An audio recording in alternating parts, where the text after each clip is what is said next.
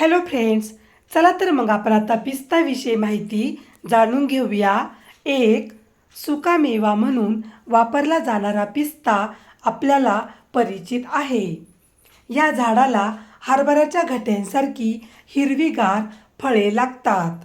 फळावर पातळ घट्ट साल असते.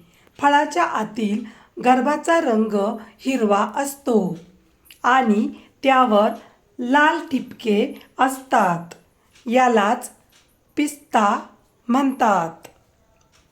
2.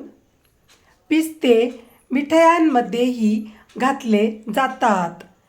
पिस्ते मधुर व स्वादिष्ट लागतात. 3. पिस्ते बलदायक, पुष्टीकारक असतात. पिस्त्यातून तेल निघत असते.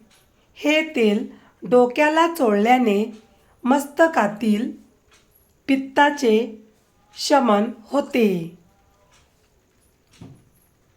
4. पिस्ते पचण्यास जड, स्निग्ध, उष्ण, रुक्ष, स्वादू, वीर्यवर्धक, रक्त शुद्ध करणारे, बलकारक, पित्तकर, कडू व सारक असतात. 5. पिस्ते बदामगर, चारोळी व खसखस घेऊन बारीक वाटून दुधात उकळून त्याची खीर बनवावी व त्यात गाईचे तूप घालून खाल्ल्याने मेंदूची दुर्बलता, कमजोरी दूर होऊन तो सुदृढ बनतो. व्हिडिओ पूर्ण बघितल्याबद्दल खूप खूप धन्यवाद. चला तर मग आपण आता पुन्हा भेटूया अशाच नवीन व्हिडिओमध्ये. तोपर्यंत बाय बाय.